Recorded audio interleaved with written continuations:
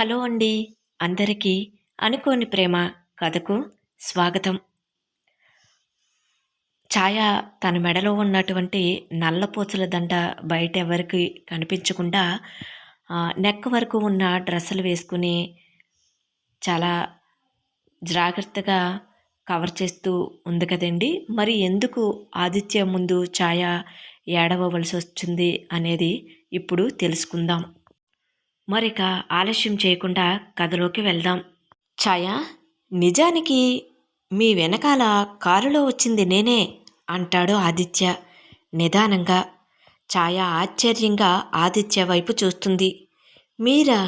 మీరెందుకు వచ్చారు? మీకు చెప్పాను కదా నేను ఒకదాన్నే వెళ్ళగలనని. ఆ తెలుసు ఛాయా, మీరు ఎంత ధైర్యవంతులో నిన్న నైట్ చూశానుగా. అంతేకాకుండా మీ డ్రైవింగ్ కూడా అని చిన్నగా నవ్వుకుంటాడు, నోటికి చెయ్యి అడ్డు పెట్టుకుని. కానీ రాత్రిపూట ఒంటరిగా వెళ్ళటం అంత మంచిది కాదనిపించింది. అందుకే మీకు తెలియకుండా మీ వెనకాల వచ్చాను. అంతేగాని మిమ్మల్ని భయపెట్టాలనే ఉద్దేశం అస్సలు లేదు అంటాడు ఆదిత్య. భయపెట్టాలని ఉద్దేశం కాదా? మీ కారు వెనకాల వస్తుంటే నేను ఎంత భయపడ్డానో తెలుసా? ఎవరో నన్ను ఫాలో అవుతున్నారని అనుకున్నాను. ఒకవేళ వాళ్ళు నిజంగా కిడ్నాపర్లయితే ఏమయ్యేది? మీరేమో హీరోలా నా వెనకాల వచ్చారట.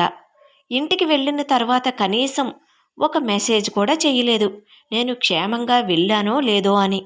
నాకు నిన్న గుండె ఆగిపోయినంత పని అయింది. మీ అవసరం తీరిపోతే మమ్మల్ని వదిలేస్తారా అని కోపంగా అంటూ, అయినా మీరెవరు నా వెనకాల రావటానికి అంటుంది. నేను ఊరికినే రాలేదు, మీ భద్రత గురించి ఆలోచించాను అంతే.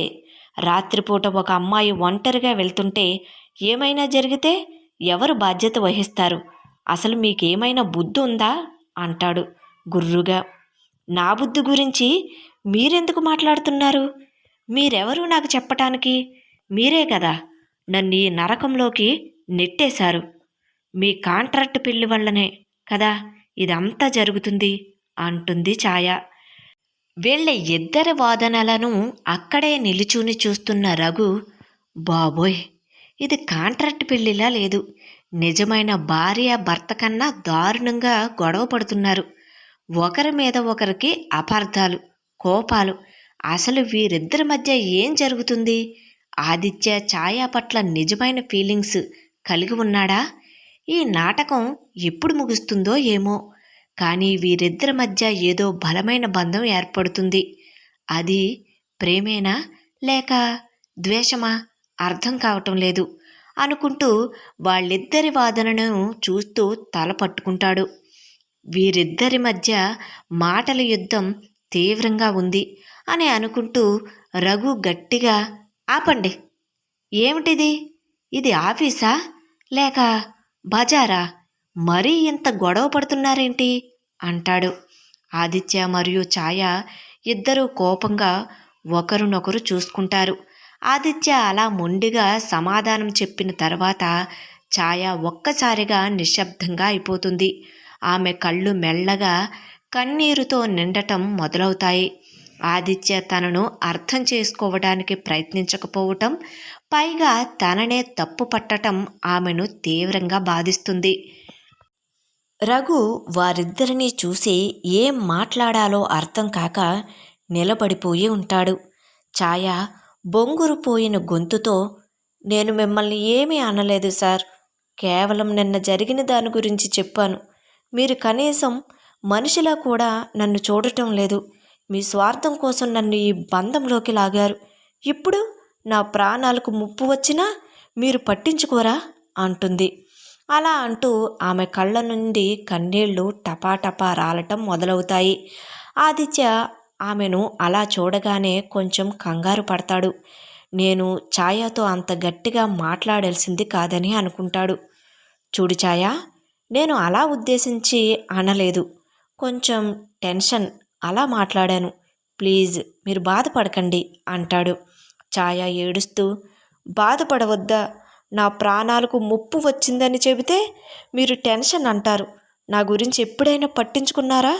అసలు నేనెందుకు మీతో నటించాలి అని ఆమె వెక్కి వెక్కి ఏడుస్తూ తన ముఖాన్ని చేతులతో కప్పుకుంటుంది. రఘు ఆదిత్య వైపు చూసి పాపంరా అని సైగ చేస్తాడు. అతడు ఛాయా దగ్గరికి వెళ్ళి ఏడవద్దు అని ఓదారుస్తాడు రఘు. అరే, రేవులో తాడి చెట్టులా నిల్చున్నావేంటిరా, చెప్పు, ఆమెకు ఏదో ఒకటి అని ఆదిత్యకి సైగ చేస్తాడు రఘు. నేనేం చెయ్యాలి అన్నట్లుగా ముఖంలో ఎక్స్ప్రెషన్ ఇస్తాడు ఆదిత్య. ఆదిత్య కొంచెం ఆవేశంలో అలా మాట్లాడాడు. వాడు మంచివాడే, నీ గురించి కూడా ఆలోచిస్తాడు, నువ్వు ధైర్యంగా ఉండు అంటాడు రఘు. లేదు రఘు సార్, ఈయన నన్ను ఎప్పుడూ అర్థం చేసుకోరు. నేను ఇక్కడ చాలా ఒంటరిగా ఉన్నాను, ఎవరికీ నా బాధ అర్థం కావటం లేదు అంటుంది ఛాయ ఏడుస్తూ. అలా ఏడుస్తూ ఉన్న ఛాయను చూస్తూ నిలబడిపోయి ఉంటాడు ఆదిత్య. ఆమె మాటలు అతని హృదయాన్ని తాకుతాయి. నేను నిజంగానే ఆమెను సరిగ్గా ట్రీట్ చేయటం లేదా అని ఆలోచనలో పడతాడు ఆదిత్య. ఆమె ఒంటరిగా ఉందని, తన బాధను ఎవరికీ చెప్పుకోలేకపోతుందని గ్రహిస్తాడు. నేను మరీ ఎక్కువగా మాట్లాడానా? తను అంతగా బాధపడుతుందా? నేను కేవలం నా స్వార్థం కోసమే ఆలోచిస్తున్నానా? నేను తన గురించి కూడా ఆలోచించాను కదా. నిన్న అంత రాత్రి సమయంలో ఆమెను ఒంటరిగా వదలలేకే కదా తన వెనకాలే వెళ్ళింది. తన కోసమే కదా. కానీ నా ఉద్దేశం తప్పుగా అర్థం చేసుకుంది. ఈ బంధం ఇద్దరికీ నరకంలో ఉండేలా ఉంది అని తనలో తాను అనుకుంటాడు ఆదిత్య. రఘు ఛాయాను ఓదారుస్తూ ఆదిత్య టేబుల్పై ఉన్న నీళ్ళ బాటిల్ ఇస్తాడు. ఆమె ఆ నీరు త్రాగి కొంచెం శాంతించిన తరువాత మెల్లగా మాట్లాడటం మొదలుపెడుతుంది. సారీ రఘు సార్, నేను కొంచెం ఎమోషనల్గా మాట్లాడాను, కానీ నా బాధ ఎవరికీ అర్థం కావటం లేదు. ఈ కాంట్రాక్ట్ పెళ్ళి నా జీవితాన్ని నాశనం చేసేలా ఉంది అంటుంది. నాకు అర్థమవుతుంది ఛాయా, మీరు చాలా ఇబ్బందిగా ఉన్నారని నాకు తెలుసు. కానీ నువ్వు ధైర్యంగా ఉండు. నువ్వు ఆదిత్య కలిసి ఒకసారి ప్రశాంతంగా మాట్లాడుకోవటానికి ప్రయత్నించండి. మీ ఇద్దరి మధ్య ఉన్న అపార్థాలు తొలగిపోతే అంతా మంచిగానే జరుగుతుందిలే అంటాడు రఘు. ఛాయాను చూసిన ఆదిత్య కొంచెం ఇబ్బందిగా తల గోక్కుంటాడు. అతని ముఖంలో ఒక రకమైన అయోమయం, చిరాకు కలగలిసిన భావం కనిపిస్తుంది. ఆదిత్య తనలో తాను కళ్ళు పైకెత్తి, ఛ, మొదలైంది గోల. అమ్మాయిలు అంతే, చిన్న విషయానికే ఇంత డ్రామా క్రియేట్ చేస్తారు. ఏడవటం, పెడబొబ్బులు పెట్టడం తప్ప వీళ్ళకింకేమీ రాదు. ప్రశాంతంగా కూర్చుని ఆలోచించరు, సమస్యను పరిష్కరించుకోవటానికి ప్రయత్నించరు. ఎప్పుడు చూడు ఎమోషనల్ బ్లాక్మెయిల్ చేయటమే అనుకుని నిట్టూరుస్తూ, ఇప్పుడు నేనేం చేయాలి? సారీ చెప్పమంటారా? సరే చెబుతాను, కానీ మళ్ళీ మొదలు పెడితే మాత్రం నా వల్ల కాదు. ఈమె ఏడుపు వింటే నా తల తిరిగిపోతుంది. అసలు ఈ అమ్మాయిలకు ఏం కావాలో వీళ్ళకే తెలియదు. ఒక క్షణం బాగానే ఉంటారు, మరో క్షణం ఏడుస్తూ కూర్చుంటారు అని అనుకుంటాడు. తన ప్రక్కనే ఉన్న రఘు వైపు చూసి, రఘుగాడు మాత్రం బాగా ఎంజాయ్ చేస్తున్నాడు నా పరిస్థితిని చూసి లోపల నవ్వుకుంటూ ఉంటాడు. వాడికి తెలుసు కదా అమ్మాయిలంటే నాకెంత చిరాకో అని అనుకుంటాడు ఆదిత్య. మళ్ళీ ఛాయా వైపు చూసి, ఈమె కూడా అంతే. కాంట్రాక్ట్ పెళ్ళని తెలిసినా ఎందుకింత సీరియస్ అవుతుందో అర్థం కావటం లేదు. నేనేదో నిజంగానే ప్రేమించమన్నట్లు బలవంతం చేసినట్లు ఇది కేవలం వసు పెళ్ళి మరియు నాన్నమ్మ వాళ్ళ కోసమే కదా ఇదంతా. అయినా వీళ్ళ డ్రామాలు ఎప్పటికీ ఆగవు అని తల ఊపుతూ, సరేలే కాసేపు ఓదారుద్దాం, లేకపోతే ఆఫీసులో ఇదే సీన్ కంటిన్యూ అవుతుంది. ఇలా ఉంటే నేను నా వర్క్ ఎప్పటికీ కంప్లీట్ చేసుకోలేను. ఈ అమ్మాయిలతో పెట్టుకుంటే అంతే సంగతులు. ఎప్పుడు ఏడుస్తారో ఎప్పుడు కోప్పడతారో ఎవరికీ అర్థం కాదు. అందుకే నేను అమ్మాయిల జోలికి వెళ్ళను. వీళ్లతో మాట్లాడటం కంటే గోడతో మాట్లాడటం ఎంతో బెటర్ అని ఆదిత్య తనలో తాను ఇలా ఫన్నీగా అమ్మాయిల గురించి ఆలోచిస్తూ ఛాయను ఓదార్చటానికి ప్రయత్నించటం మొదలు పెడతాడు. ఛాయ అని పిలుస్తాడు. ఆమె మెల్లగా తల పైకెత్తుతుంది. ఆమె కళ్ళు ఇంకా ఎర్రగానే ఉంటాయి. ఛాయ, ఇంకొన్ని వాటర్ త్రాగు, నువ్వు బాగా అలసిపోయావు అంటాడు ఆదిత్య. ఛాయ సరే అని చెప్పి నీళ్లు త్రాగి ఒక నిట్టూర్పు విడుస్తుంది. ఆదిత్య ఆమె వైపు మెల్లగా అడుగులు వేస్తూ దగ్గరకు వస్తాడు. ఛాయ, ఐ యామ్ సారీ, నేను కొంచెం ఆవేశంలో మాట్లాడాను. నీ బాధను అర్థం చేసుకోలేకపోయాను. నిన్న జరిగిన దాని గురించి నువ్వు ఎంత బాధపడ్డావో నాకు తెలుస్తుంది. ఛాయ ఆదిత్య వైపు అనుమానంగా చూస్తుంది. అతని మాటల్లో నిజాయితీ ఉందో లేదో ఆమెకు అర్థం కావటం లేదు. ఆదిత్య సారీ చెప్పటంతో అతని మాటల్లో నిజాయితీ అర్థం కాని ఛాయ అతని వైపు అనుమానంగా చూస్తుంది. నిజంగా సార్, మీరు నన్ను క్షమించమని అడుగుతున్నారా? మీరెప్పుడు ఇలా మాట్లాడరు కదా. నాతో ఏదైనా అవసరం ఉందా అని అమాయకమైన ఫేస్ పెట్టి అడుగుతుంది ఛాయ. ఓసిని, పోనీలే, నువ్వు ఏడ్చిన ఏడుపుకి ఆ కన్నీటి వరదలో ఎక్కడ కొట్టుకుపోతామో అని సారీ చెప్పేస్తే ఆ నెత్తి మీద ఉన్న నీలకుండకు కన్నం పెట్టడం ఆపుతావు కదా అని చెప్తే మళ్ళీ మాకు ఇది ఒక డౌటు. అసలు ముందు నువ్వు పుట్టావా లేక అనుమానం పుట్టిందా?